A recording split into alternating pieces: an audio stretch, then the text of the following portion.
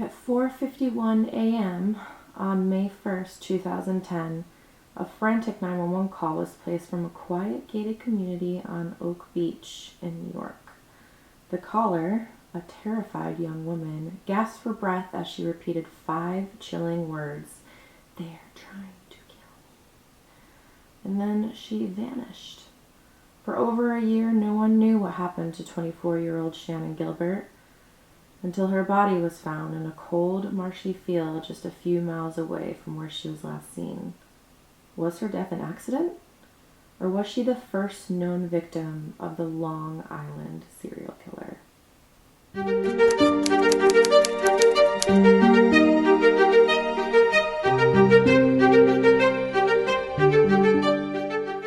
How was that for an opening? I think that was one of the best openings I've ever had. I worked really hard on it, so I hope you guys liked it. But I am Ms. Casey Hanalei, and this is A Brush with Death.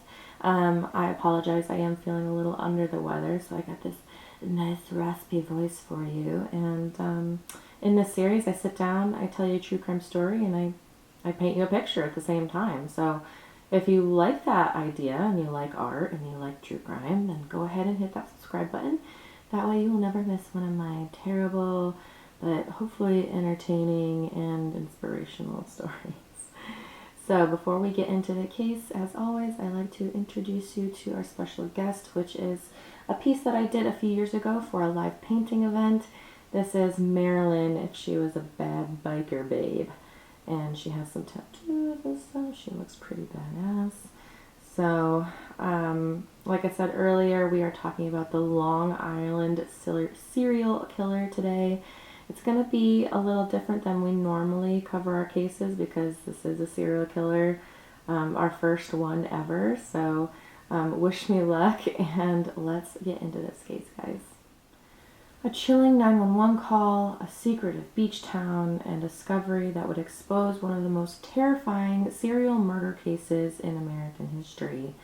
This is the story of Shannon Gilbert and the secrets buried along Long Island's coast. Shannon Gilbert's case is one of the most puzzling aspects of the Long Island serial killer investigation, or shortened to LISK.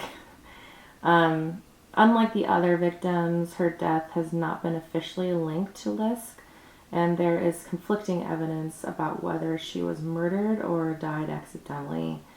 However, her disappearance ultimately led to the discovery of all of the Gilgo Beach victims in this horrible, horrible murder series. So let's get into her disappearance first, and then all of the discoveries that came out of her unfortunate disappearance and ultimate death. So who was Shannon? She was a 24-year-old woman from New Jersey. She worked as an escort through Craigslist, which sounds dangerous. If you are in that lifestyle and that's what you do for work, please be safe. Just doesn't seem like so I have my makeup certification as well. I don't use it, obviously, just on myself.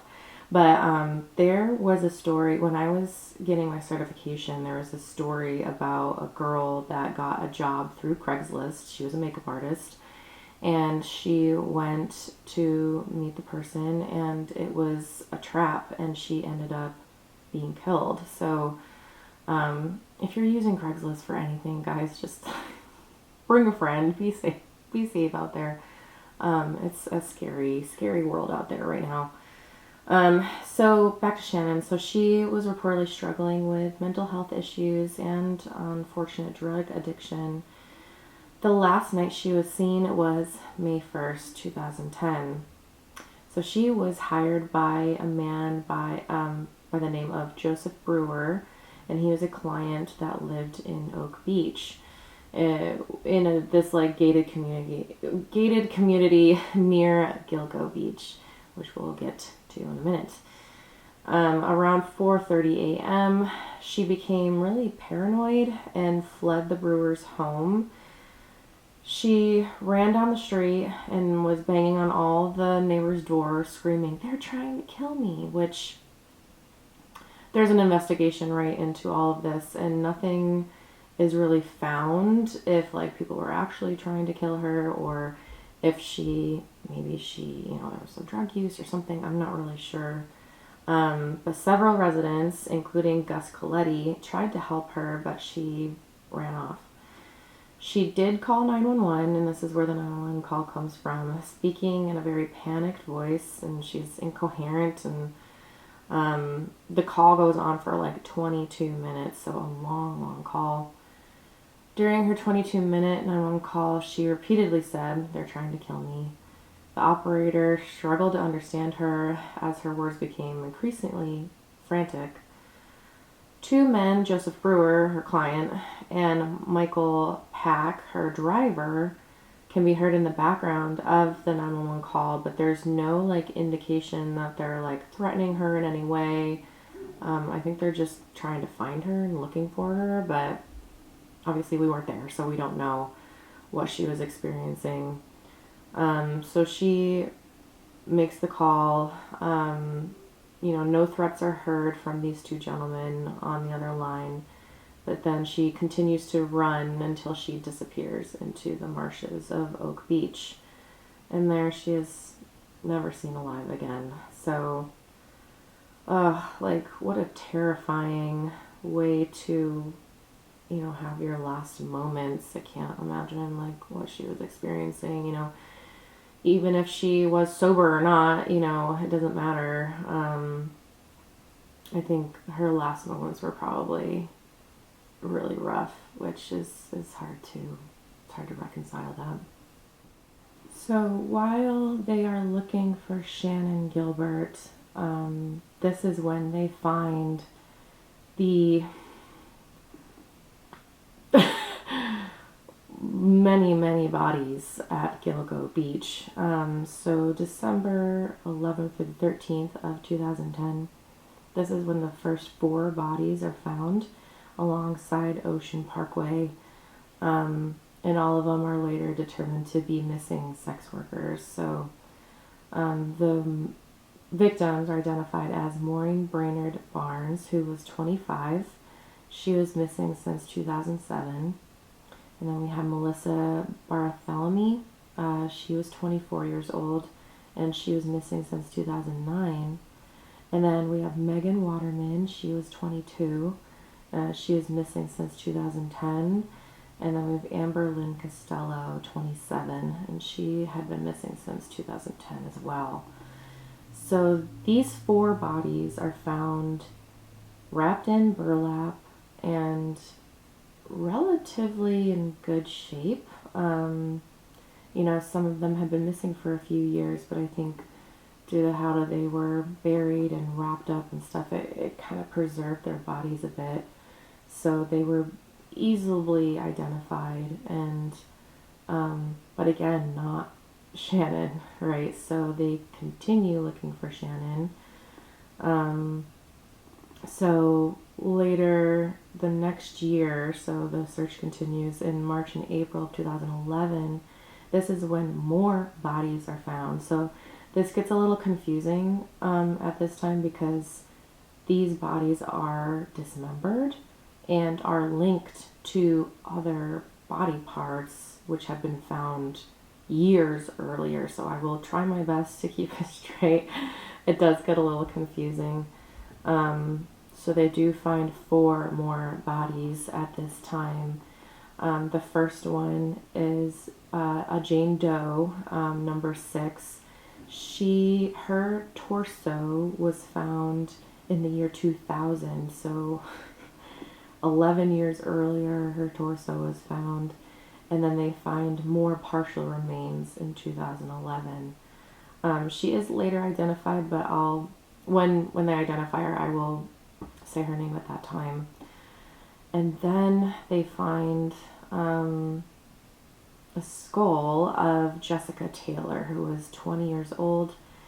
Her skull is linked by DNA to a torso that was found earlier as well. So, you know, whoever this is, if it's the same person, is changing up their MO now. Like, all the first bodies were intact, and now there's, sorry to use this term, but like bits and pieces, kind of everywhere at this point. And then April 4th, 2011, authorities discover 2 more sets of remains. One, disclaimer, child death. So if you want to skip ahead a few. They discover a baby doe, which is a toddler, later linked to one of the bodies as well, so that they think that this was a child of one of the sex workers. So, oh my God.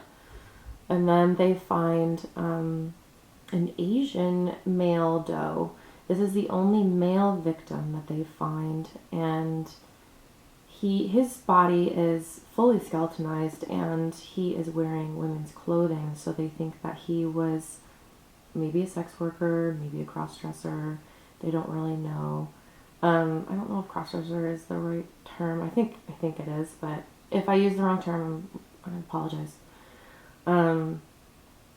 So he's a little different. He's the only male victim found. And then April 11th, 2011, another skull and hands are found. And this is later linked to a Jane Doe that they found in 1996. They only found her torso in 1996, and they nicknamed her Peaches because she had a peach tattoo on her torso. So her skull and hands are found in 2011, and she is linked to Baby Doe. She is the one that's linked to her, or to that toddler. So they think that they were mother and child. So all of this is found in the attempt to find Shannon Gilbert, but they still do not find her. But we'll get into it in a little bit. But like I said, the first 4 bodies are found intact. They're wrapped in burlap. And then these other bodies are like a completely different MO, right? Like they're dismembered, not wrapped in burlap, right? They're kind of all over the place. There's also a male found. So police think that there is a possibility that there are either more than one person involved in all of these killings, or they're completely separate killings altogether, which it's interesting that they picked the same dumping ground, right, if they were found so close together. But we'll get into it in a little bit. So finally, after several, like a year of searching, December 13th, 2011, Shannon Gilbert's remains are found. But in the search for her, they found a total of 10 bodies. So they discovered her belongings December 6th, so a few days earlier, in the marshy area near Oak Beach. Police found her purse, her cell phone, her jeans, and her shoes. These items were discovered far from the other victims, and then her body was found on the 13th, so a few days later. Her skeletal remains were found in the same marsh as her belongings. She was lying face up in a thick brush about half a mile from where she was last seen. There was no visible signs of trauma like stabbing or gunshot wounds or anything like that. So the investigators think that she most likely drowned, and they think that this was an accident. They don't think that Shannon was murdered. But the family did have a separate autopsy done of Shannon's body, and I read that they concluded that she may have been strangled. But obviously it's skeletal remains, right? So there's no way to really tell unless the hyoid bone was broken. I didn't look that up. I should look it up. I'll let you guys know. Okay, so again, Google machine, looked it up. So Shannon Gilbert's remains were found in December 2011. In 2016, an independent autopsy by forensic pathologist Dr. Michael Baden found signs that her larynx was missing and her hyoid bone was either missing or too damaged to examine properly. So yeah, they couldn't tell if she had been strangled. But I think they were just trying, like her distance from the other bodies, right? Like relatively in the same area. But again, like the way that if she was murdered is like completely different than theirs. She wasn't buried or anything like that. She wasn't wrapped in burlap. She wasn't dismembered. She wasn't any of those things. Right, so they think that her death was just an unfortunate accident, which I'm not really sure where I lie. I haven't listened to the 911 call either. I have kind of a weird thing about those two. Like, I don't really like listening to those things. I don't like watching, like, the last known footage of people either. I just find it very, like, creepy and eerie and disconcerting, But yeah, so they're not really sure how she died, which is really unfortunate.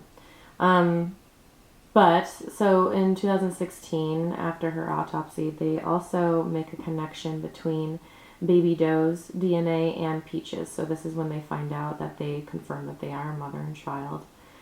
And then they identify Jane Doe, number 6. She was Valerie Mack, a Philadelphia woman missing since 2000. So she was found 10 years later. In 2022, so recently, the police released the 911 call. After public pressure, Suffolk County Police released Shannon Gilbert's 911 call, where she repeatedly says, "They're trying to kill me." Some investigators believe she was in distress, but not murdered, just like we said earlier. So, I don't know. What do you guys think? Do you think that there was foul play when it came to Shannon's case? Whether or not she was murdered or not, her investigation did lead to the uncovering of 10 bodies, which, at least something came out of it. I don't want to say something good, because, like, obviously it's not good, right? But something came out of it where we can finally, like, shed a light on what's been going on, and it's finally stopped, and hopefully more lives lives were saved because we found these poor people. So you gotta be thinking to yourself, are there any suspects? Yes, there are. There is one really good one, and it is Mr. Rex Heuermann. I think that's how you say it. Heuermann. So the police found several pieces of evidence against Heuermann. First, the DNA evidence, which we love some good DNA evidence. There was hair. There was hair found at the crime scene. One of the biggest breakthroughs in the case was the discovery of DNA evidence linking Heuermann to the Gilgo Beach murders. There was hair on the victims. A male hair was found on Megan Waterman's body. In 2022, forensic testing matched the hair to Rex Heuermann's DNA. So, the hair likely fell off when the killer wrapped her in burlap, a tactic used to conceal the bodies. While he was wrapping her body up, he must have dropped a hair of his and got him. There was also DNA found on a pizza box, so investigators surveilled Heuermann's for months before his arrest. In early 2023, so just a few years ago, police retrieved a discarded pizza box from the trash outside his office in Manhattan. I love it when they do these type of things, like, we gotta get his DNA. If he's not gonna give it to us, then we're gonna get it ourselves. So the DNA from the pizza box, and specifically on a pizza crust, was matched to that male hair found on Megan Waterman. This provided critical forensic confirmation linking Heuermann to the crime scene. So it's not looking very good for him. They also found Heuermann's wife's hair on the victims, but don't worry, they don't think that she was involved at all. Several hairs belonging to his wife were also found on the victims, but she was out of town during the murders, and they think that the hairs were transferred, via his clothing or belongings or whatever. They were already on his person when he was committing these crimes. So they also have that's triangulating to Heuermann, right? So they also found a bunch of burner phones, which, like, you're either a drug dealer or a murderer if you have a bunch of burner phones around. I mean, maybe you do and you do something not nefarious. I don't know. Let me know. He was also caught stalking and taunting the victims with these burner phones. So he used multiple burner phones to contact victims and later tracked the police investigation, and they found all these. This is a very common behavior among serial killers who often revisit their crime scenes for psychological satisfaction or other satisfactionary means. He used different prepaid burner phones to arrange meetings with his victims. All calls were made in areas near his home or workplace, helping police trace the location history. He disposed of the phones after each murder, a method used to avoid being tracked. But they also found like a stash of burner phones at his home as well, so they're pretty sure that these are his. After Melissa Barthelemy's murder in 2009, someone used her phone to call her family. This guy is like a complete piece of crap. The caller, now we know as Heuermann, mocked her sister Amanda, saying, "I killed her. Do you think you'll ever see her again?" The calls were traced to Midtown Manhattan, which is near his office. So this suggests that the killer deliberately inserted himself into the investigation, another common trait of serial killers. So they like to be a part of it. They like to relive everything that they've done. They're just sick in the mind, and they like to relive their little projects, right? After the Gilgo Beach bodies were found, Heuermann used his personal and burner phones to obsessively search for updates as well, and this was found later by police. His Google history showed thousands of searches for related to the investigation, serial killers, and his victims' families. He searched for things like, why hasn't the Long Island serial killer been caught? Gilgo Beach victims' families. And then he also searched for, again, trigger warning, for sexual violence, for torture porn, very violent content, specifically geared, aimed at women. And, he also looked at the photos and social media profiles of the victims as well. So this is one sick MFer, if I do say so myself. Classic milestones of a serial killer, right? So I think there's questions of like how many he did. Obviously he is linked to those newer first 4, but they are not quite sure if he did the older bodies that they found. So I don't know. I guess we'll see. The trial hasn't started yet. We'll get into that, but I really liked this case. I don't like the case, but like there is a documentary coming out about the Long Island serial killer, and I thought it was really important to cover this case, even though we do not have a resolution yet. So once he does go to trial, I will give you guys an update when we know more.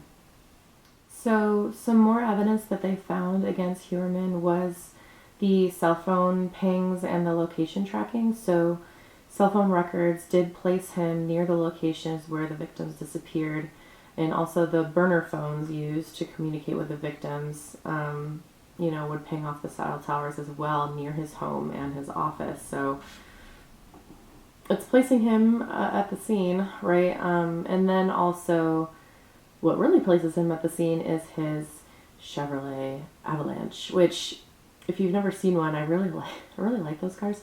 They're rare, and they don't make them anymore. But anyways, One of the biggest breaks in the case came from a witness testimony about his car, his distinctive vehicle, which was a Chevy Avalanche. In 2010, a witness saw the Avalanche near Amber Costello's last known location. This was a rare truck model, like I said, making it a very valuable lead for police. In 2022, police cross-checked vehicle registration records. They found that Heuermann owned a Chevy Avalanche at the time of the murder, and the vehicle was later sold and traced to South Carolina, but its registration history remained linked to Heuermann, so...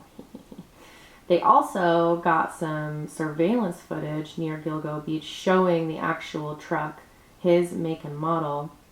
While the footage was not very high resolution, investigators confirmed that it was Heuermann's vehicle through additional records. So they're placing him at the scene with the car as well.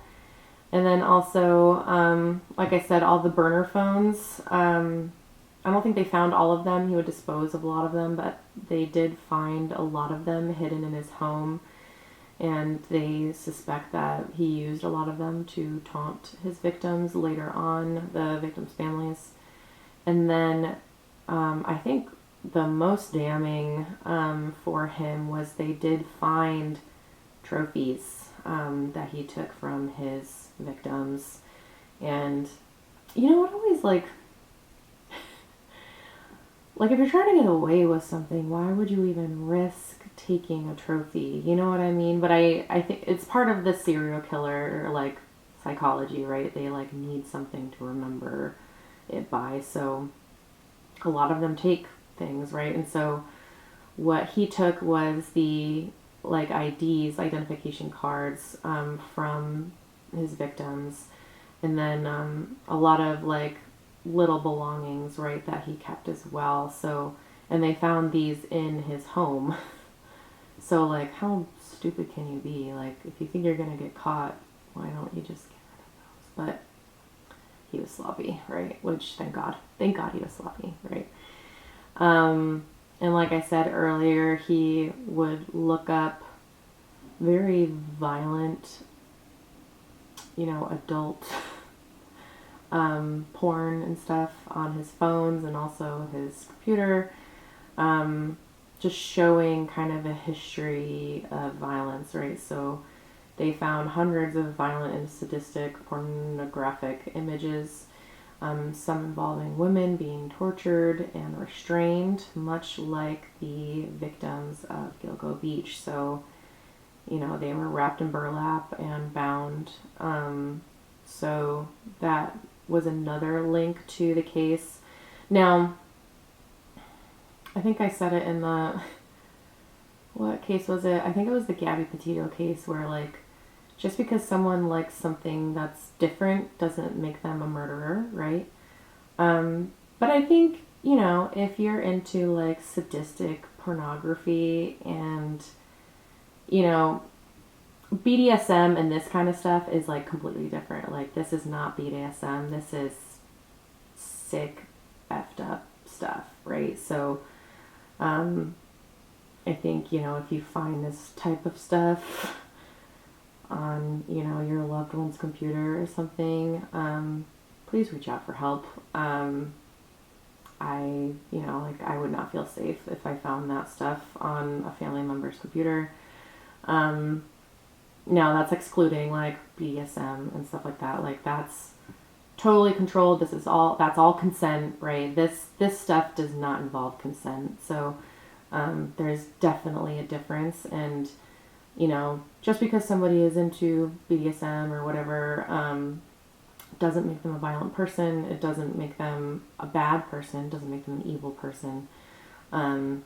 But again, on the other side, the flip side, if they are into this kind of stuff, the without consent, that kind of stuff, I think that is a definite red flag. And if you yourself are struggling with stuff like that, right, please seek help, right? Like, I think that's something you definitely need help with. So sorry, I'll get off my soapbox about that, but like I said earlier, the case hasn't gone to trial yet. So July 13th, 2023 Rex Heuermann was arrested and charged with the murders of Melissa Bartholomew, Megan Waterman, and Amanda Costello. And then in August 2023, he was indicted on 3 counts of first-degree murder and second-degree murder. September 2023, prosecutors state that they are investigating him for additional murders, including Maureen Brainerd Barnes. So they are trying to make a really good case to get this guy convicted, and they are taking their time, which I want them to, right? They should take their time to get a really solid case. January 2024, Heuermann pleads not guilty in court. Not guilty, huh? And then in March 2024, his defense lawyers file motions to dismiss certain evidence, arguing some DNA collection was unconstitutional. Are they talking about the pizza box? But I'm pretty sure once it's trash, it's public, have at it, right? Like, it's public property at that point. So what's unconstitutional about that? So upcoming in 2025, the case is still in pretrial hearings right now, and the trial date has not been set. So we are still waiting for a trial date, and when we do get one, and hopefully he is convicted and is found guilty of these murders, he will be sentenced to life without parole. No death is on the table right now, so his trial should begin late 2025 or early 2026, so I will keep you updated. So you might be wondering why someone would do this. This is our first serial killer case. So I kind of wanted to go over the psychology of what would make a person want to be a serial killer, why they want to murder several people. It just doesn't, if you are a normie like us, right? If you're not a serial killer, hopefully this doesn't make any sense to you, right? So I always find it really interesting to kind of dig into the psychology of it. So one motive for someone who is a serial killer, specifically this type of serial killer, is sexual sadism and power over their victims. So the victims in this case were all sex workers, and a common target for killers seeking a vulnerable individual usually targets sex workers, runaways, that type of stuff that the serial killer sees as less dead, which is total bullcrap. We'll see all of these people were loved. Heuermann allegedly used burner phones to lure his victims, suggesting premeditation and control. The victims were restrained and wrapped in burlap, possibly indicating a ritualistic aspect. So yeah, I think there was definitely a sexual motive to this set of killings. Not always. You don't always see that. More times than not, I feel like you do, but in this case in particular, I think it was definitely involved. Also, to another motivation is the psychological gratification. So investigators uncovered disturbing internet searches, including graphic violence against women, real-time updates on the investigation, photos of the victims' families. He, reportedly called victims' families after their deaths, taunting them. This is a classic trait of a serial killer who derives pleasure from manipulating others' emotions. So there was definitely a psychological gratification motivation to these killings as well. Another thing that I wanted to point out was I think there was some fantasy versus reality escalation. We'll see this with other killers as well, but Heuermann specifically had a seemingly normal life. He was a successful architect, working in New York City. He was a family man and a suburban resident, so he was living a completely double standard life. we saw this with like BTK, and eventually we will cover BTK. I just like can't freaking stand that guy. But anyways, some of these killers live completely normal lives, have families, have children, and they never see the monster, right? And they have this dual fantasy side of them that fulfills these dark fantasies, right? And it's a complete secret. So his online activity showed a long history of violent fantasies, which may have escalated him into real world, right? But his family, coworkers, friends, family never saw this coming, which I don't know what I would rather have, right? Like, would I rather them be a butthole in real life and just so maybe I have like foreshadowing to what they're gonna do, right? I think what's scarier is if they have a double life. Like, that's what I think is scarier, but let me know what you guys think, right? And then the last like motive that I could think of was, he was probably a misogynist and he just hated women, which many serial killers who target sex workers harbor deep resentment towards women. Oftentimes come from like a mommy complex, something with their mother triggers them to just hate women. His background and possible psychological issues could suggest an ingrained hatred or compulsion against specific type of victim, specifically sex workers. So I think it's interesting to kind of dig into the psychological part of this, right? Like, we've covered a lot of cases where I feel like it was like heat of the moment killings or, slight premeditation, right? But nothing like this, right? This is a completely different animal. Psychologically, it is unfathomable what these type of people do and why they do it and why they keep doing it. There are still serial killers out there. There are serial killers out there right now doing what they do, right?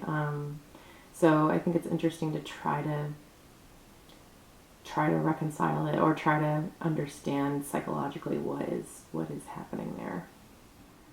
So like I said, the trial should begin hopefully in the next year or so that we can see what comes out of the trial. Maybe we'll get some more answers as far as like why he did this. Maybe he didn't act alone either. There are a lot of people that speculate that there was another person involved or just another serial killer in general having the same dumping ground. We'll find out. Hopefully we'll find that out. And then one thing I want to find out too is, we just went over like the psychology of it, but like, was there like a triggering event for him as well? Like, like with the BTK killer, he went 30 years without killing. And, if this is all Uterman, I hope I'm saying that right. I guess it doesn't matter because we don't like him. But if this is all him, right? So like 1990s into 2010s, right? That's a big gap, was there some kind of triggering event for him? Did he stop and start up again? It'll just be interesting to see like what the actual time frame is. Is he going to talk at all? Are they going to find more evidence? So that's kind of what we're waiting for right now. But honestly, the evidence that they have right now, I think, is pretty solid. They have physical evidence, not just circumstantial. So I think that they'll at least get him on a few of these on these victims. So we'll see. We'll see what happens. So I want to end on, talking about the victims and the term less dead, because I don't think we've really talked about that term before, because we haven't talked about a serial killer before. So, oftentimes serial killers, or just killers in general, will look for someone that is considered less dead, which is someone who they perceive as not being taken care of or loved or has a family or friends, right? Which is terrible. And I think Huerman definitely saw these victims as less dead, which I am here to tell you that they are not anything like that. These women and man, right? These people were more than victims. They were daughters, sisters, friends. They had dreams, hopes, and people who loved them, but for too long society failed them, labeling them as less dead, as if their lives did not matter. But I'm, again, here to tell you that they did matter. Their lives mattered, and we say their names to remind the world that justice should be received not only by the privileged, the wealthy, and the perfect, right? So for years, these families, fought against the silence, against the indifference, against the system, and they deserved a lot more than that. Their loved ones deserved a lot more than that. So the Long Island serial killer case is not just about catching a murderer. It's about changing the way we see every victim, right? Every victim deserves a chance to be found. Every victim has a chance to be cared for and loved.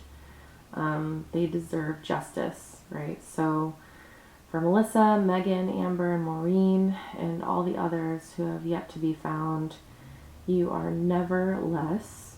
You were loved, and we will never forget you. May they rest in peace. I just want their families to know that we do care and we do love them, and I hope that we continue to fight for victims like this, right, that are considered less dead by their murderers. And I want to tell them that no, they are not. They were very loved.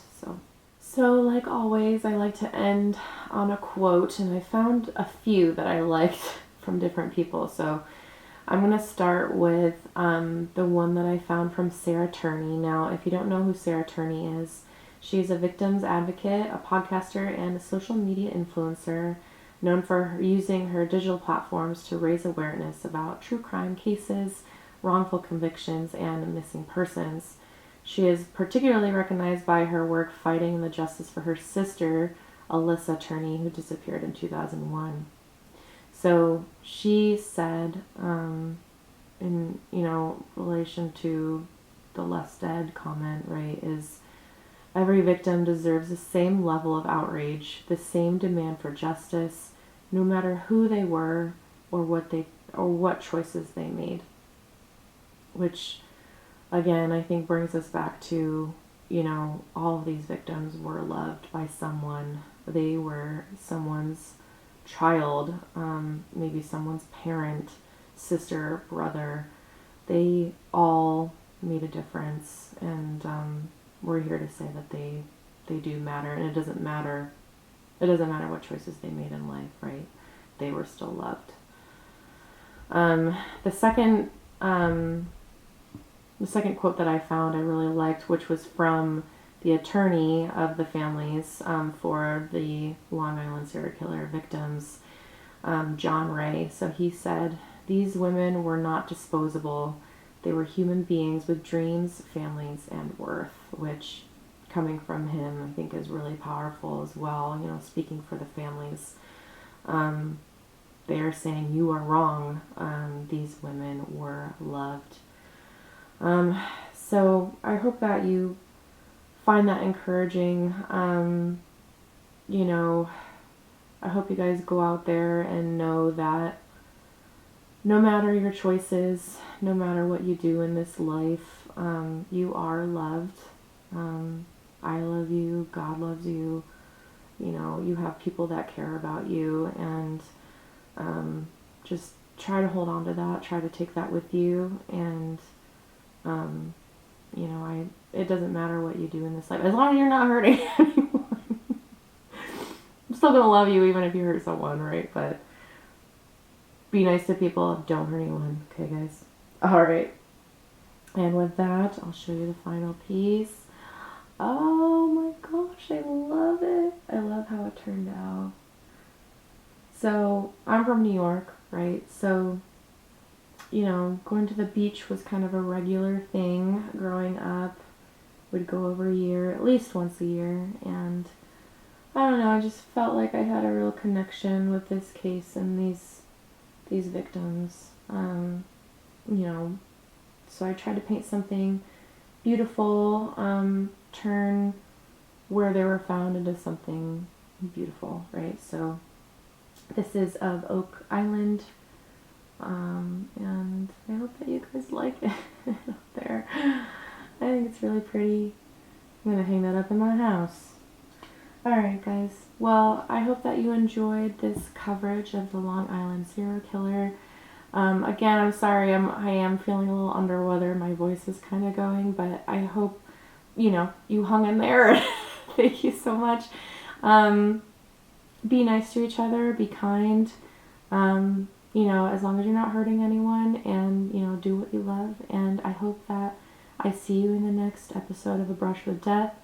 Don't forget to subscribe either, guys, and I will see you in the next one. Bye, you guys. Bye, bye, bye.